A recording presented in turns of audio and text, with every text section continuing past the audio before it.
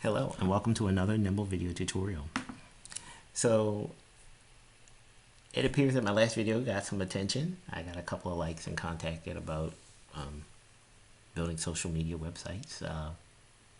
And I wanted to piggyback that video to provide a little bit more information on some of the cool features that I didn't cover. So I'm going to start this video by building a simple web component. Because the previous video I did not show you how I built the web component, so I'm going to cover that. I'm going to build a simple news web component for you here today, and then I'm going to go into some new features. It starts with a surface container or surface dialog. Like all Nimble components, they're usually absolute positioned, but this year I added the ability to support more responsive design and a few new, what I like to call pin features of how you can draw elements into these containers. So we have a surface container. First thing we're going to do is set the background white so that you can see everything that I'm doing. One of the most powerful features I added this year was the Control J, which is justify. This allows you to have control over border padding and margins.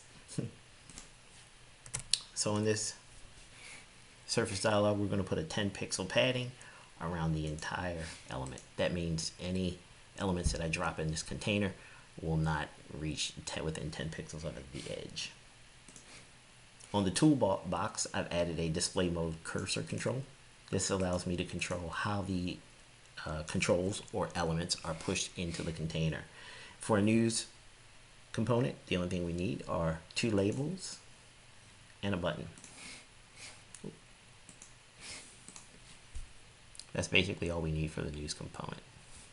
So we're going to take the time to make this look a little nicer and really show you how this justification feature works. For this news component, we're going to justify it by adding a 10 pixel margin between it and the container, which is the content of the news under it. When we apply it, we get a little bit of spacing. I find that when building components, it's really about spacing. The space that's not used as opposed to the element itself. Making sure there's enough space between your elements on a component really adds to the clarity and the beauty of your app. You want everything to be clean. You want everything to be spaced well so that it's legible to the user. We'll add a title, latest news, and then we have, of course, the actual content. So I'm going to copy just some content from out of my browser into this control. And you'll notice it pops right up. So now we need some spacing between this label control and the button. We'll repeat the same thing. We'll add a 10 pixel margin at the bottom, and that pushes the button down just slightly. Now I applied these margins at this one at a time, but we could have very well just selected both of them. Press Control J and I can change the margin to 5. You'll notice things get a little tighter, and maybe I'll increase the margin to 15. So now we have a nice spacing between all of our elements vertically. Usually the content or the caption of the news would probably need some indentation on the left side. So we'll provide 10 pixel indentation on both left and right side, which will bring the text in and also make things a little clearer. So now we have a horizontally responsive component, but you notice as things get too small, the button doesn't move. So we want to make this component also responsive vertically. By going to the styles, we can use Control J, but by going to the attribute tab, we can lock the height of this element, which is the description or content of the news. Once we lock the height, we apply it. That tells Nimble, don't touch it. Don't use any of your absolute positioning on it. Let it, disable it for all intents and purposes. And then we can set the height of the actual component to auto. Once this is applied, the button snaps tight to the caption, as well as still maintains the 10 pixel margin that we established at the bottom. Last but not least, the outer container also needs to be vertically justified by pressing Ctrl J and going to the attributes property. We set auto size to true and apply it, and we are done. We have a fully responsive, now we have a fully responsive component, both vertically and horizontally. I just wanted to show you that step-by-step technique for building a responsive component in Nimble and how easy it is. One of the key factors about this is you're not programming HTML. Nimble takes all of your HTML work and turns it into data, raw data of properties and values. Once you have that information in a data related format, it means you can run queries on it and output it in any way you want. You can build CSS, build it in Angular, React, whatever your favorite framework. I just choose to use Nimble.js. Which brings me to my next cool feature. In my previous video, we looked at the 7 lines of code that makes this thing work. So we're going to go back and revisit that, and I'm going to show you one more line of code. So this is the 7 lines of code that will build that website. If you hadn't seen it, let's just bring it up for a second for anybody who may be new. This is the Jibber Jab social media website. It was prototypes off of the Gab network website.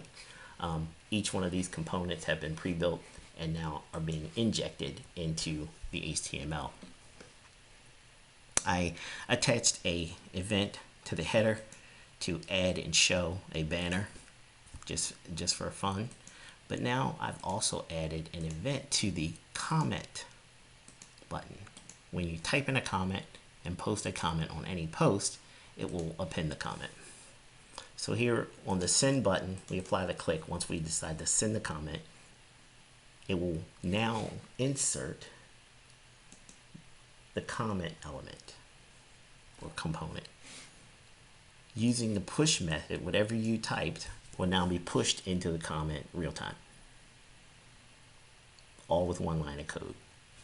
Everything about Nimble is about refactoring to data and then executing as in one line of code to give you the optimum, the most work for the minimum amount of coding.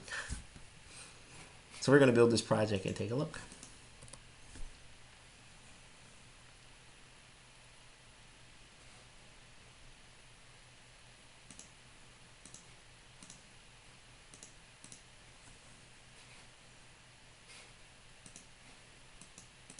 If we switch back to our website, we hit refresh.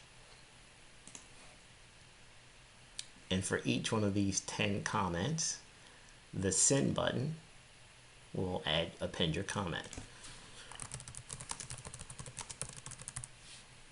You type in the text and you click the button, and it appends the new comment block, the name, the time in which it was done, and the comment that you typed. Notice that in a multi-instance environment, Nimble maintains and understands exactly where each comment should appear.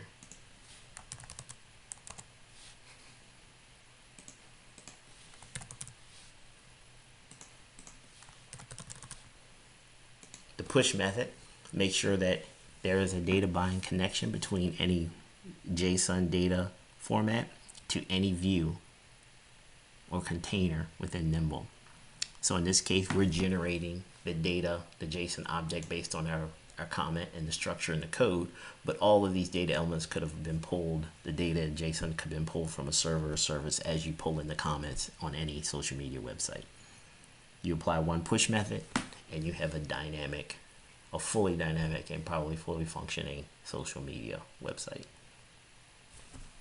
Just wanted to give you a good look of how the push and pull method works, even with responsive components.